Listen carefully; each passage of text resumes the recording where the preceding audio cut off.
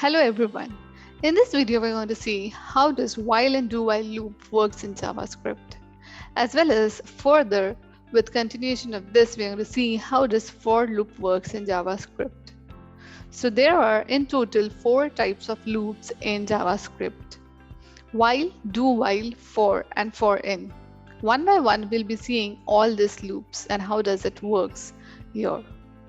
So before starting with this, let us understand what does loop means. In general terms, loop means is nothing but a circle or a set of instructions which get executed repeatedly.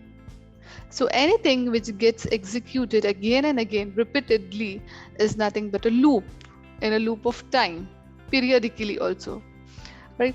So similarly in this we have loop.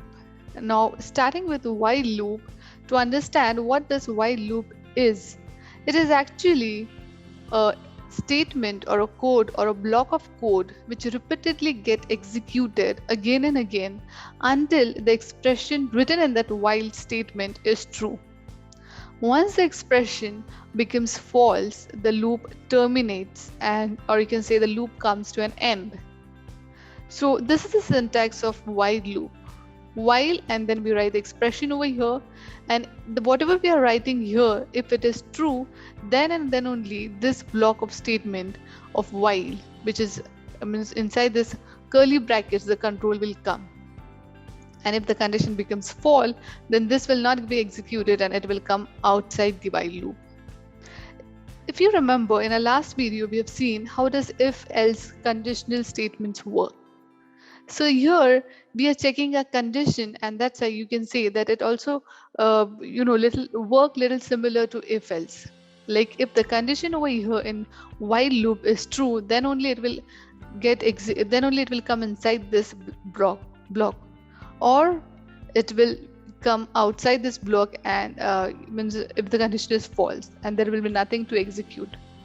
So let's see this with an example. So let's quickly switch to Visual Studio, and here I have already written a code and the syntax of while loop, or an example of while loop.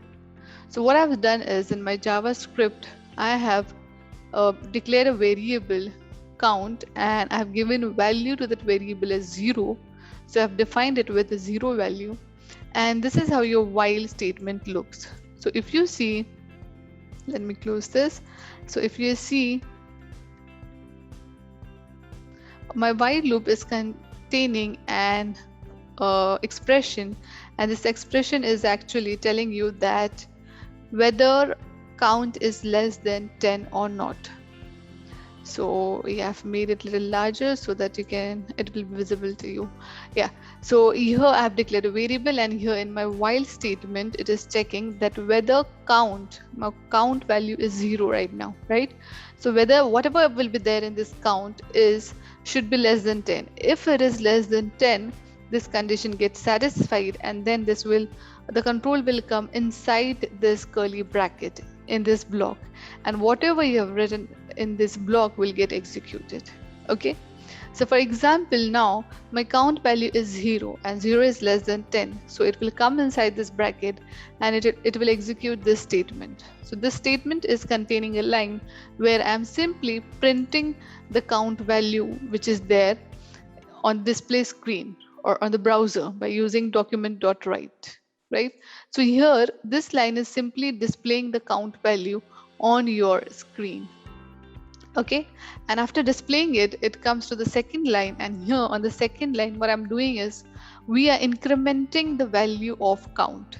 So initially the count value is 0, so it is going to increment by 1. So 0 plus 1 becomes 1. So now my count value becomes 1. Got it?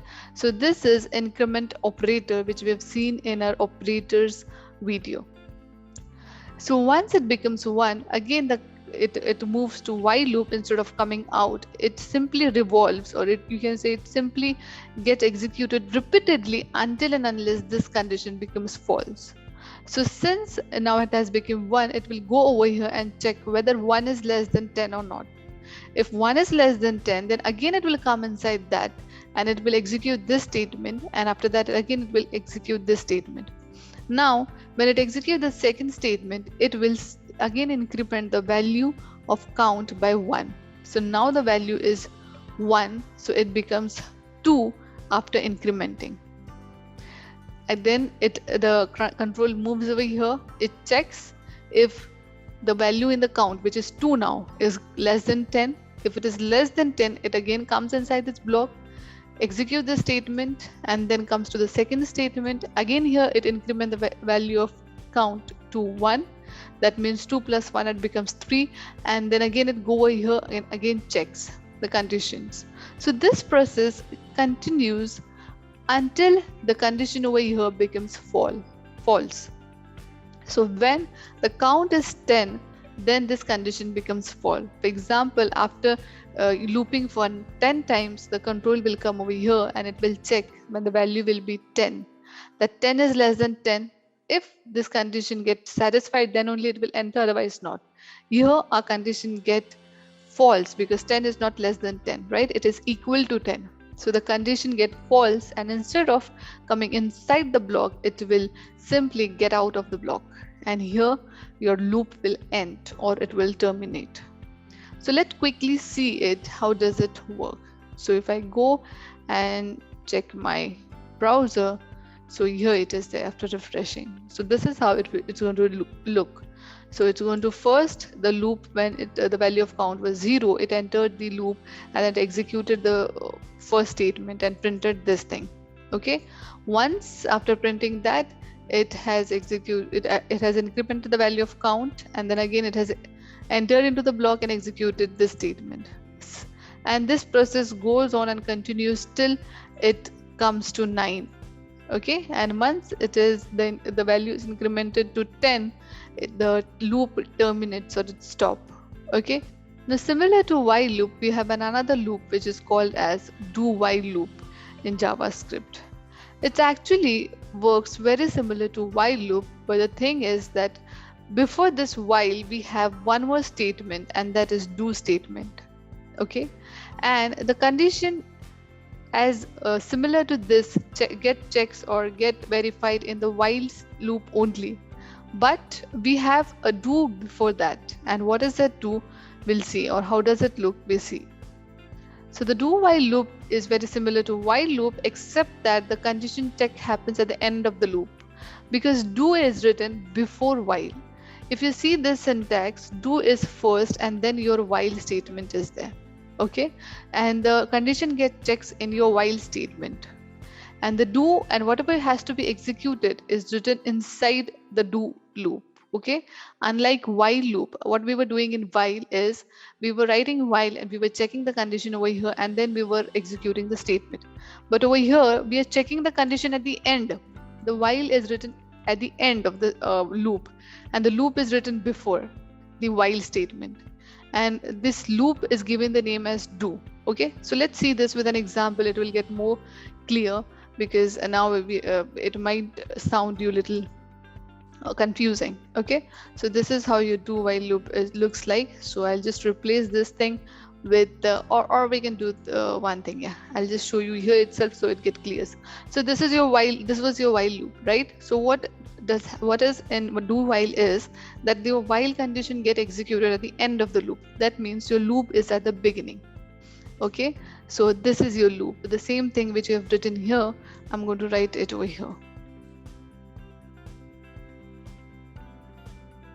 Okay, so your loop is before while instead of after. And simply to this loop we have given a new name, that is do. And this is how simply your do while look like. Okay, and here the condition, instead of getting verified at the beginning, it actually gets checked or verified at the end. So what does this mean? This means that this loop get executed at least one in its lifetime of looping. Okay, so if I have to explain it how this will work, it will work somewhat like this. First you've declared the variable, then after declaring the variable, it will come over here, it will execute the statement, and after executing the statement, your value of count is 0. It will increment the value of count to 1, and then it will come over here and check the condition that 1 is less than 10 or not. If 1 is less than 10, then it will go over here and again execute the statement. Okay, so this thing will get continued until here the value becomes 10 or this condition becomes false. Okay, once the condition is false, then it will come out of this loop. So this is how you do while loop works simply. Okay, for example, if my value over here is 11 at the first time itself, so do you think this this loop will get executed? Yes, it will get executed at least one time. So for one time it will get executed, but this is because this is how your do while loop works, that this do will get executed one time irrespective of the condition. Here I have my count value as 11 and 11 is not less than 10. Still this loop will get executed because we have written the loop before the condition checking, right? So here this will get print and then it will increment the value and then it will check the condition and then it will come out of the loop. Okay, so if I have to see this, first let us see it for a normal working. If I write 0, let us see how does it looks. The same thing without any difference, right? Because the same loop we have written it, or we can say the same statements which was been executed in while loop we have written over here. So there will be no difference in the working. The thing is that only the syntax difference is there and how we write do while loop. Okay, and now if I write over here 11, let's see whether it is get executed or not. See, one time it has got executed and the condition will become false over here and then it will come out of the loop, right? So this is how your do while loop works. Okay, so I hope it's clear to you. So let's quickly see in short the difference between the while and do while loop. So while loop, this is entry control loop. Entry control loop means at the beginning itself, at the entrance of the loop itself, you're checking the condition, right? So it checks the condition before entering the loop, and in do while it checks the condition when you're exiting the loop. So this is the main difference between them. The while loop may run 0 or more times, right? If the condition is false in while loop, it will never come inside the loop. For example, if I have to show this thing only, we had a while loop right before this. So I'll just again bring my while loop. So this was a while loop, okay? And if here, for example, if I am writing 11, that means my condition should get false, right? 11 is not less than 10. So it will not execute anything. So if I save it and go here and run, you'll see nothing is executed over here. Why? Because my condition is false. 11 is not less than 10, right? But whereas if I write something else, then it will get executed properly. Since I've written 5, so it has started taking 5 and then it has started incrementing and checking the condition till the condition is not false, right? So this is how while loop is working. Whereas we have seen in do while that even when the condition was false, that means when we have provided value 11 at the beginning itself, still it has executed the loop for one time. So this is also one of the main difference between while and do while, that do while will run at least one time in its lifetime, but while loop, if the condition is false, it will not run for one time as well. Okay, and of course if the condition is true in both the cases, it's going to run for many times until it becomes false. The variable of test condition must be initialized prior to entering into the loop. The variable for loop condition may also be initialized in the loop. Okay, this is how your while loop look, and this is how you do while syntax look, right? Okay, moving with this, we have another loop which is called as for loop, one of the very important loop. So let's quickly see what is this for loop. The for loop, again, it's also a loop, so it works very similar to whatever loops we have seen till now, that is while and do while. That is, it executes set of statements again and again written inside the loop by checking the condition. But unlike the other two loops, here in for loop, everything is done in one statement itself. What does this mean? It means in case of while loop, if you see, we have seen in case of while loop that here we were declaring the variable and defining the variable. That means we were initializing the variable over here. Initializing means we were giving value to the variable over here at the beginning before the loop, and after that the condition was checked inside this loop, and then inside the loop, inside the bracket, we were incrementing and decrementing or iterating our loop by giving this increment and decrement operator. Similarly, if I have to show you do while was also doing the same thing. We were initializing a variable over here, and after that the condition check was done at the end, and the increment decrement thing, incrementing the value right by 1 was done inside the loop of do, right?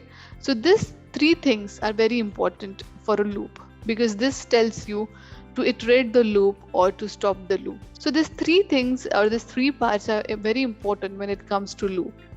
So in case of while loop or in case of do while loop, these things are done separately, if you see. But in case of for loop, this whole thing, that is loop initialization, then your checking statement, that is condition state testing, and then the iteration statement, that is whether you have to increase your value or decrease your value or your counter. This, all the three things are done at a time together in one statement. So let's quickly see this with an example, but before that let's see the syntax. So this is how the syntax for loop is. Here is for, and inside this for we are doing all the three things together. That is, first we are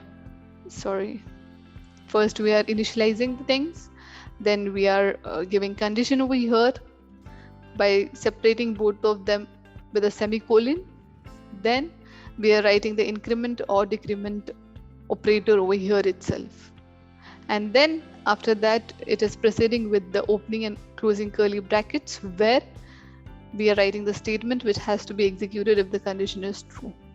So let's see this thing with an example. So here I have got my for loop. So I'm going to copy this and write it over here inside my script.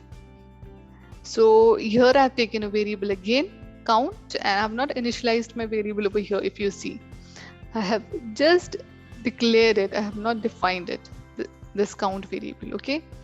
And here I've started my loop, so I've written a document.write where I'm telling that my loop is started, and inside this count I have defined my count here in the for loop. This is your for statement, okay? So my for statement is first going to initialize my variable, then it is going to check the condition here itself in the second part, and the last part of my for statement, it's going to increment or decrement the value. So that there's three things which we were doing in while and do while separately. We have done everything here in for loop within a single line, okay? So for loop works here, the initialization is done, and initialization is always done at the beginning, and this get executed only once. After that, this middle statement will repeatedly get executed or checked until the condition becomes false. And the last statement, which is increment or decrementing the variable value, is actually getting executed when you come out of the loop. Okay, so let's see this with an example. So for example, now here the value is 0. So it will, after taking this value here, it will check that whether count is less than 10 or not. Now my value in the count is 0. So 0 is less than 10. So here, when the condition gets satisfied or when the condition is true, it will simply come inside the curly bracket or inside this block, and it will execute whatever is written inside this block. So here again, I have simply displayed the value of count. So it's going to display. And once it has executed the statement, it will come to this third statement of for loop, okay, or this third part of for loop, and here it will increment the value of count. So my value of count was 0, so it's going to make it as 1, and then it is again going to switch over here to the second part, and then it's going to check whether this is the value in the count, which is 1 now, is less than 10 or not. If it is true, then it is again going to come inside this block, and it's going to execute the statements which is written inside the curly brackets. or inside this block. Once it is executed, again it will jump to the third part of the for loop and it will increment the value of count. And then it will again check the statement, and this process will get continued until this condition becomes false. Once the condition becomes false, then it will come outside the loop and your loop will get terminated. Okay, so for loop, the initialization, it is actually divided into three parts: initialization, then your condition checking part, and then your incrementing decrementing part, or you can say iteration part. Okay, where you are incrementing your variable or you're decrementing your variable. Okay, so every time initialization part is executed at the beginning and only once. The control will come over here only once at the beginning. After that, the control will never come over here. Okay, once this part is done, the control will move to the second part of the for statement, and it will check the condition over here. Whenever the condition is true, it will simply get inside that for loop or inside that block, and it will execute the statements. And the last part will always get executed once the loop get ended. Once the statements have been executed, after execution of those statements, this last part is going to get executed. Okay, so let's see how does this for loop works with the help of the debugger. Now, what is debugger and how does it work? We're going to see it in detail in our upcoming videos. But for now, just understand that debugger is going to help you for understanding that how your program works, or how the control in your program or in the code flows from one point to another, or from one place to another, how the control moves. We can see it with the help of this debugger. So for applying debugger, you have to simply click on the statement where you have to apply the debugger, and then by clicking on this run tab, here you can see an option for toggle breakpoint, and also in shortcut for that is F9. By clicking on that, here you can see that there is a red colored dot appearing, which is called as a breakpoint. So this will enable you to see how your control works. So once we execute the program, your debugger will stop over here.